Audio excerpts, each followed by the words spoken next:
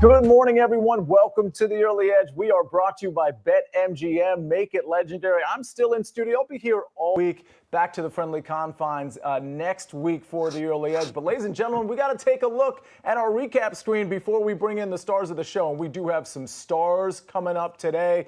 Tom Casale, he's a star. Prop stars Jeff Hochman.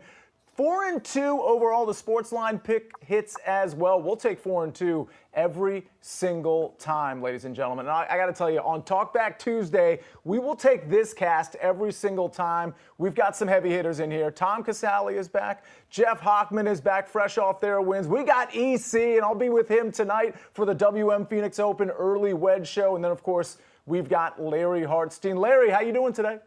I'm doing great. Just jealous of CC because I hear he's already been to the Phoenix Open, be out there mingling all the celebrities all weekend long. So very jealous. EC, respond to that. You're going to be at the WM Phoenix Open. We've got the show tonight. We've got the Splash Sports Contest, which starts this week, so you're not too late if you haven't joined. How you feeling, EC? Sia, I was out there yesterday, and it was wild. Scotty Scheffler was on the range. He was grinding on the range, which was awesome. Cam Young was out on the putting green trying out different putters. I mean, these guys are grinding on a Monday. I loved it. It was great, and just can't wait to do our show. And everybody, I know, Sia, you'll promote it. Sign up for our Splash Sports pool. We decide on my punishment if I don't finish in the top quarter tonight. You know, one of the reasons I took Cam Young yesterday, EC gave him out as an outright in the without Scotty Scheffler market. You mentioned him grinding on the putting green. What's so interesting about Cam Young is 8 strokes over his last 2 times at the WM Phoenix Open, gaining 8 strokes on the green and 5 strokes on the green. So this guy absolutely loves it here from a putting standpoint. That might be the difference. Jeff Hochman, you're coming fresh off a hockey win. You got another hockey bet for us tonight? Yeah, another hockey bet. See ya. Ottawa certainly made us sweat yesterday with that 1-goal win. It should not have come to that. They were 0 for 5 on the power play, but they did outshoot Pittsburgh 31-16, so it was really never close.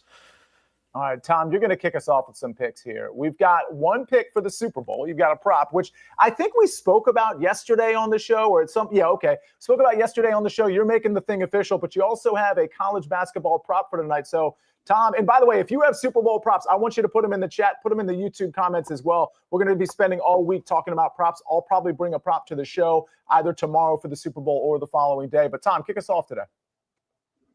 Yeah, I don't love the college basketball card today. You know, I've always felt that college basketball tries to be college football and has way too many games on Saturday. It's not the same sport. People aren't sitting there for 14 hours watching college basketball. So you don't have a lot of great matchups on a Tuesday when I feel like there should be. But one of the good games is NC State and SMU. I think this is going to be a fast-paced game. It's going to be back and forth. NC State's playing great right now. I do think it's a good spot for SMU at home. I'm going to go BJ Edwards over 12.5 points here, though, on a player prop. He's gone over this number eight the last 10 games. So he's been scoring a lot. And there's a couple of things here that is an attractive for a bet with him is that where NC State struggles defensively is covering the perimeter, and they foul at an above average rate. So when you're looking at 12.5 points, so you get a couple of open threes, you get to the foul line 5 or 6 times, that's not really many points to try and get. Plus, when you look at the pace of the game, it's going to be back and forth. You're going to get a lot of possessions. So I think he has a good game tonight. And the most important thing about SMU is that they're not deep at all. They play about 7 players. They're 351 in bench minutes, which is near the bottom of college basketball. He averages about 35 minutes a game. And in a game like tonight, when you look at the big games that SMU has played, he goes about 37, 38 minutes. So he's going to be on the court the whole game. So I think we're going to get over 12.5 points there. And then for my Super Bowl prop, this was actually, I forgot who mentioned it yesterday, but if it was you, speak up. The Travion Henderson over 16.5 yards. I missed that when I was looking at the props. Listen, that is a major overreaction to what happened in the AFC Championship game. He has gone over this number in 16 of 20 games this season. That's 80%. I like 80%. So when you look at the last game, right, first of all, PropStars said something very smart yesterday. The Broncos and Seahawks defenses are not the same. The Broncos are super fast on the outside with all their athletes. You want to attack them right up the middle. That's Stevenson's game. Also, it was a 3-point game in the snow for most of the second half. I would have been surprised if Stevenson didn't get all the carries. That's where you want to use a guy like that. Now, he's been the main back throughout the playoffs, but when you look at Henderson, he went over this total pretty easily in the first 2 playoff games. So 16 and a half. I mean, I think all we need is 5 to 6 carries. With his explosiveness, if he gets 8 yards on a carry, we're going to be in good shape. I just think you're going to see more Henderson on a fast track in the Super Bowl than we did in the snow. And you can also see a scenario where the Patriots are behind and they're not just grinding Stevenson over and over. I think this is a great bet. Give me over 16 and a half rushing yards. All right, we're taking over 16 and a half rushing yards. EC, I see you nodding your head. You kind of like that one. Yeah, I really like it. I think that's a great angle that Tom's giving there, and I would expect New England to give Travion a lot more leash than he saw a couple weeks ago. So we've got some comments in the chat I want to get to, and there was a question about Steve Folkers had a question about UConn minus 17 and a half against Xavier. Tom or Jeff, I don't know if you have any comments there. Tom, I'll go to you first on that one, but Jeff and Tom, I got to give you credit because it was just 24 hours ago where I said, hey, Texas Tech, they're going to win by 10. And again, I did say I was being kind of purposely hyperbolic or whatever, but I actually did think Texas Tech would cover. Mike McClure was in the chat saying it's too many points. Jeff, you said the same thing. And of course, Tom, you said the same thing. So you guys were perfectly on point there. Real quick, Tom, on that question about UConn minus 17 and a half, any thoughts? Yeah, listen, I would stay far away from UConn and St. John's tonight as big favorites, considering that they're playing on Friday. This is a terrible look-ahead spot for both teams, and sometimes that doesn't matter, but sometimes it does. These are 18, 19-year-old kids. They know who they're playing on Friday, right? St. John's knows they got DePaul tonight, and I'm not saying that they won't cover, but it's just a bad spot for both of those teams. I would avoid them. Totally fair. Larry, go ahead. Yeah, and last night we saw UNC get up 32 points and say, okay, let's get ready for Duke on Saturday. But the problem was there were still 8 to 10 minutes left in the game. They were up 27 with less than 6 minutes left. This is part of my therapy because me and a lot of other people were on UNC laying the 10.5, laying the 11, and of course it lands on 10. I just wonder, do they have an inbounds play? Do they have a play to get the ball inbounds against the press? Because I didn't see one play. That's such a bad beat, Larry. I like that is such a bad beat. Jeff, looks like you want to pipe in here. Yeah, I had a friend who called me and it said he couldn't believe it. Like, oh my God. But, the one college game tonight I was looking at was UCLA. When I looked at it, they were minus 13 and a half. I mean, both teams recently played Indiana. Rutgers lost by over 20 and UCLA lost by just 1. And if you look at the metrics for each team, UCLA is better in almost every single category. Maybe pace of play favors Rutgers, but yeah, the line's gotten away from me right now on that one. I think UCLA's up to minus 16, so I'm staying away in college basketball tonight, but I do like another hockey selection. All right, we're going to get to your hockey selection in 1 second. I want to get to a couple of Super Bowl-related questions real quick. Steve Folkert says, fun long shot prop bet for the Super Bowl. Both QBs to throw an interception at plus 240. Now, what's interesting is yesterday on the show, if you recall, we had Brady Cannon, who was incredibly sharp. He had that play on, Drake May to throw an interception, I think, at minus 147. And while I was giving that play out on behalf of SportsLine and Brady Cannon, I said, gosh, I think Sam Darnold could throw an interception with some of that interior pressure in his face potentially. I don't mind this prop at plus 240. Larry, any thoughts here?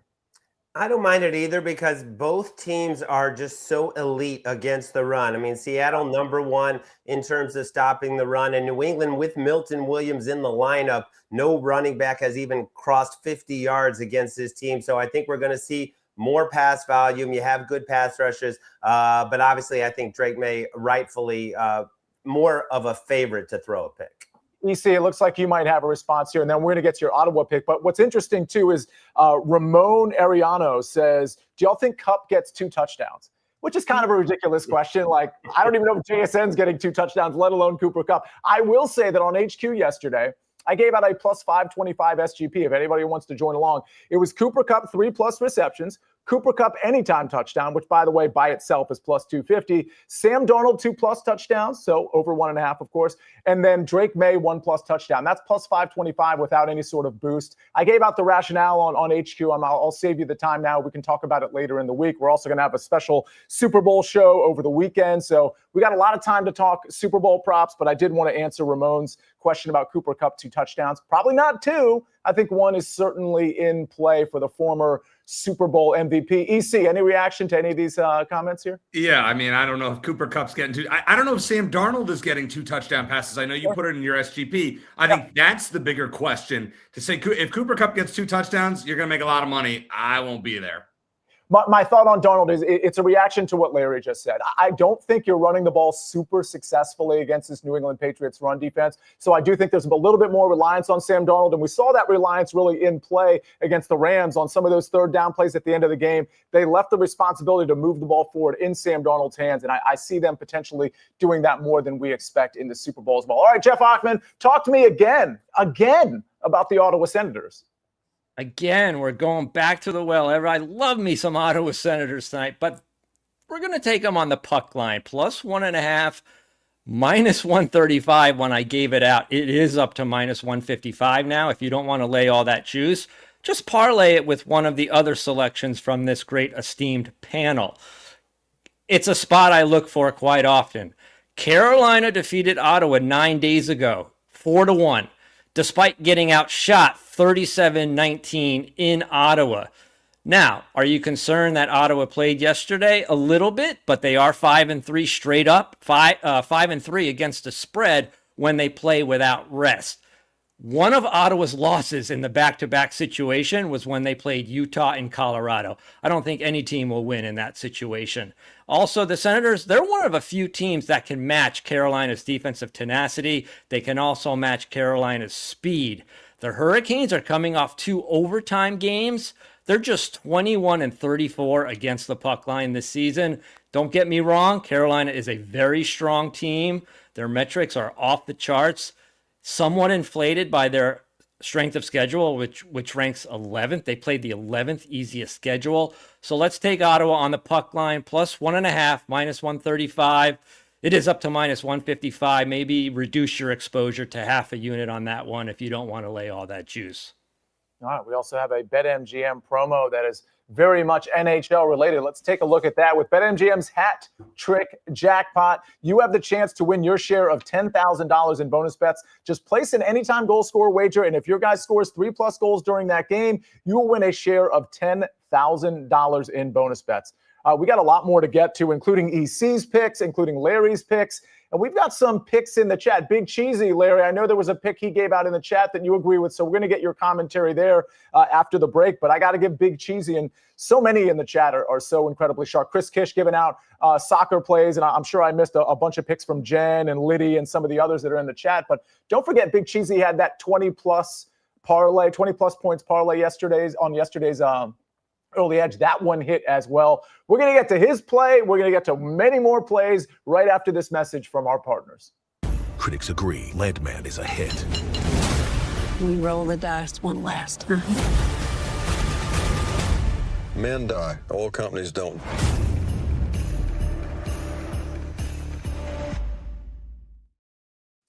We're back on the Early Edge, brought to you by BetMGM. Larry, Big Cheesy, we know he's super sharp. Correct me if I'm wrong, but the pick that you agreed with him in the chat, was it relating to Dyson Daniels? Yeah, Dyson Daniels, rebounds and assists. This is just a great atmosphere for points, for possessions. Heat Hawks 240, the highest total on the board. They're number 1 and number 2 in pace, but ultimately I settled on Davion Mitchell going over 6.5 assists at plus money. Now he just came back. He's been out with the shoulder, missed 6 straight games and 8 of the previous 10, but he comes back. He has 6 assists in just 21 minutes. The absolute massacre of the Chicago Bulls is what left his minutes down in the low 20s. I think this is going to be a very competitive game with the Hawks. I think it's going to be very high scoring, probably over 240. And Davion Mitchell, he's the guy that pushes the pace, that sets everyone up. He had 7 assists in 29 minutes against the Hawks in his previous matchup. There's no restrictions on him, coming back from the injury. He said he was winded the first, shift that he got out there, but after that, he was totally fine. So I love this play, Davion Mitchell at plus money to get to 7 assists. And then I've got a Super Bowl play for you, Sia, as well. George Holani, the Boise State product. He's not flashy. He's not spectacular, but he is very reliable, especially in pass protection. He was in on the 2-minute drill, instead of Kenneth Walker. They love this guy in terms of his blocking for Sam Darnold. And he ended up with 4 targets, 3 catches for 27 yards. He had just come back from IR. He had a hamstring injury in November, and Mike McDonald just lavished so much praise on him because of how ready he was to make an impact in the biggest game of the year against the Rams. So I think in this matchup with the Patriots, where it's going to be tough to run the ball, I'm on Ken Walker under rushing yards like the rest of the world. And, I think Proppy was probably the first one out there on that prop. And since then, me and a lot of others have jumped on that. But because it's going to be so hard to run, I think you're going to see these dump offs. And I think George Holani to get to 2 grabs is a really good look. Yeah, it's interesting with Kenneth Walker, because you were just referring to Kenneth Walker, right? Later in his under rushing yards, that prop he was on when it was 78.5. That's, again, the advantage of being a member of SportsLine. You're getting that line when Prop Stars puts it out there. But what's interesting about that? I'm not saying I would ever make this negative correlated bet, even though I love doing that. But I kind of like Kenneth Walker's longest rush potential over 14.5, but still like his under total yards. And the reason for that is I think he's going to get a lot of 0-1 yard games, maybe some negative gains with that interior. But I do think he'll bounce 1 or 2 outside. His carry prop is 18.5. So if we're looking at 19, 20 plus carries, we're looking at the potential, or in my estimation, the probability that one of those carries he springs for 15 plus. So that's something to consider. If you like Kenneth Walker overs in any regard, that would be the regard I would take it, not in the overall yards. Tom, go ahead. Yeah, just to play devil's advocate, the Patriots haven't played anybody who can run the ball in a month. They just haven't. The Chargers have about 6 offensive linemen who are hurt. You look at the Texans can't run the ball against anybody. Denver had a backup quarterback in the snow. That's the only thing I'll say is that I know on paper that they have this great rush defense, but I think Seattle gives them a different look. And I do like Larry's play a lot, because if you looked at that last game, he's taken over for Charbonnet. And Charbonnet was in there on almost all the passing downs all season. And I saw Holani in there a ton. So I think that's a great look by Larry. Yeah, I mean, I do agree with you, Tom, that even just on sheer volume, you could see, even if it's an inefficient game for Kenneth Walker, he could potentially still get there. Larry, go ahead. Yeah, I forgot to mention that Holani did run 17 routes. Ken Walker ran 16 routes in that game. Holani was out there for 23 snaps, which was 34%. So I think we're seeing a similar type of workload, not a real deep backup, but more of a 1/3 type of a backup. Mm-hmm. EC, talk to me. You've got a Super Bowl play as well. You actually have a golf play that you're kind of saving. I mean, you have a lot of golf plays for the early wedge tonight, but I know you had one that you could have brought to the show, but we're going to limit you to 2 picks here. I mean, you can bring as many as you want, but in this case, you've got to play on the Super Bowl and you've got to play in college basketball. I do see. I'm going to keep my Super Bowl one fairly quick. This is going to be Seattle money line and under. You can get that parlay on FD at plus 170, a little bit better value than you can find it if you combine it elsewhere. I think this is a low-scoring game here. I have not been impressed with New England's offense at all in the postseason. To me, Drake May has not been anywhere close to what we saw during his likely MVP campaign. I have this game at 27-13. If you want to lay the points, I get it. But I'm just going to keep this one simple. I think if we can get under 45.5 and Seattle money line at plus 170, I love that. And then I'm going to college basketball tonight. I'm going with the over in St. Louis Davidson. It's 147.5 at minus 110. St. Louis is 6th nationally, averaging more than 91 points per game. Remember, the Billikens are 21-1, so they're no slouch here. While they're only 3-2 to the over in road games, if you look back at those 5 road games, they've gone over this 147.5 number in 4 of them, and they've scored 77 or more points in 20 of their 22 games. Now, on the other side, in 7 Davidson games this season with totals of 144.5 or greater, they've gone over this number 6 of the 7 times. I don't know. I'm just going with these random stats. But I feel like this game's going to be played in the 150s. And I love the over here. St. Louis is going to score over 80. Davidson scores close to 70. And I think we get in the 150s and hit the over 147.5. All right, let's stick with college basketball. Tom, there's a follow-up question to your play on BJ Edwards. Philip Terrassis wants to know, any thoughts on laddering this? Over 14.5 is plus 110, 19.5 plus 425, and then he goes as far as 24.5 at, what is that, 10 to 1. Yeah, I don't mind going up to 19.5 if you want to take a shot on that. Again, I think you're going to have a fast-paced game with a lot of possessions. He's going to be on the floor. I mean, he might get 2 or 3 minutes break unless he gets in foul trouble. So the volume's going to be there. He's going to be there. He's not going to take a lot of breaks, so he's going to have shots. He has, I think, 11 shot attempts in 3 of the last 4 games. So you're going to get opportunities there. I don't mind the 19.5. All 4 of you are NFL guys. I guess all 5 of us are NFL guys. I want to ask you about this, since we've talked a little bit about Trevion Henderson and Kenneth Walker and, of course, Ramondre Stevenson and George Halani. I'll give him his credit as well. Chris Diorio says, long shot for Super Bowl. Seeing people on Walker under rushing and people high on Trevion. How about a little sprinkle on Henderson, most rush yards at 20 to 1? Hand up. Would anybody be willing to sprinkle on that on account of the idea that Trevion could break one outside and, 60 yards later, he's leading the pack? EC? Yeah, I think so. I mean, if you think he's going to have a 65-yard run and just break one, and we know he has that home run ability, yeah, 20 to 1. Hey, listen, it's not a sure bet, but I don't hate it. The other thing, see, I'm looking long shot bets here. I love MVPs and defensive players in this game. So I think there's value on either side of the ball. I looked at, Devon Weatherspoon I got last week at 90 to 1, Seattle's top corner. Ernest Jones, the 4th, at 75 to 1, leading tackler. If he goes out and puts up 15 tackles and maybe gets a forced fumble, it just seems like, to me, if I'm playing the under and it's an ugly game, give me some long shot value on some of those MVP candidates. Larry, that has to be music to your ears. And I know there's a lot of commentary on defensive player props, so I want to get you on that. But, Jeff, your response to what EC just said. Yeah, I wouldn't talk anyone off a 20 to 1 shot, no matter what the sport is, what you're playing. And, God forbid if Stevenson, gets banged up, yeah, all the carries go to Henderson. But I do want to tell you this. I posted this in the Discord a couple days ago. There's been at least one special teams or defensive touchdown in 27 of the last 59 Super Bowls. Seattle's going to be the 5th team in the last 40 years to have the top-ranked DVOA and the top-ranked DVO defense. The previous 4 all forced 4 turnovers or more and had at least one special teams or defensive touchdown. I gave out, will either team record a special teams or defensive touchdown? I think it was right around plus 230. The implied odds, it's not that. So we're getting good value on that play, I think. Larry, there's a lot of defensive props that are being put out by our Early Edge family and our chat.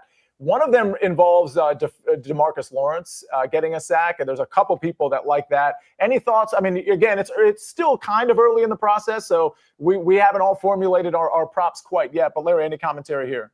Yeah, I don't mind that. We've seen Drake May take a bunch of sacks in the postseason, 15 sacks. I kind of like Milton Williams to get at least half a sack. But in terms of defensive players for the MVP, it looks like 100 to 1 is the lowest, and then it goes up from there. The guy I would be looking at long shot wise is Rashid Shaheed, because if he takes one back to the house and he does something on offense in the running game, catches a deep ball or 2, 45 to 1, not a bad look.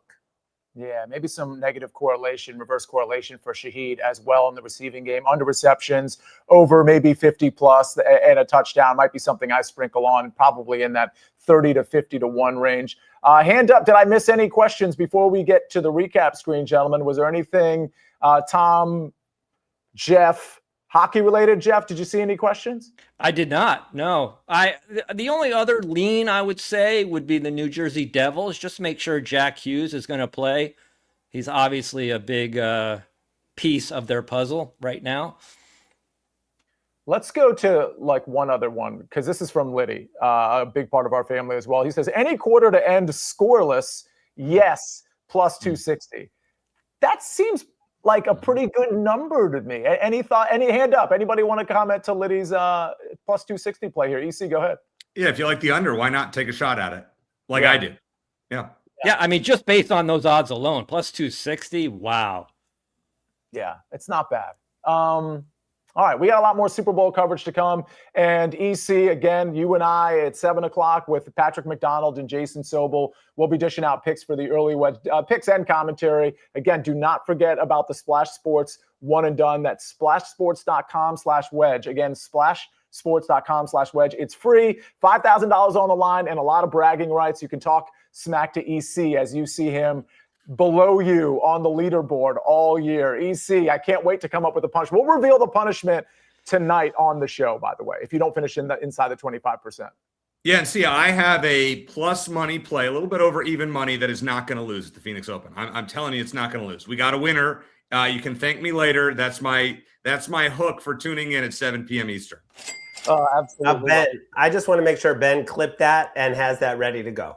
Well, the thing is, Larry, we have like 50 of those clips from EC already, so we'll just use one of the old ones. All right, let's get to the recap screen before we get out of here. BJ Edwards from SMU over 12.5 points at -110. That's from Tom Casale. He also likes Trevion Henderson over 16.5 rushing yards at -118. Jeff Hochman, Ottawa Senators +1.5 at -135. And then we go to Larry Hartstein. George Halani over 1.5 catches at -130 or 139? Nine, with the 9. -139. Davion Mitchell over 6.5 assists at +113. Sorry, having a little trouble reading it today versus yesterday. Seattle money line and the under 45.5 at +170 from EC, and St. Louis Davidson over 147.5 at -110. Again, those last two are from EC. Many more golf picks to come, not just tonight, but I think we have Taft Gant on the show tomorrow. I'll be giving out golf picks tomorrow. So a lot more WM Phoenix Open tonight at 7 o'clock on the SportsLine YouTube channel, but on the early edge tomorrow as well. And of course, a lot of Super Bowl picks coming from you, the chat, and coming from us as well, along with your Wednesday slate that we'll set up tomorrow. All right. Thank you, Jeff. Thank you, Larry. Thank you, EC. Thank you, Tom. And of course, thank you, Ben, on the 1s and 2s and 3s and 4s. Ladies and gentlemen, we'll see you very soon on the early edge. But for now, we rest our case.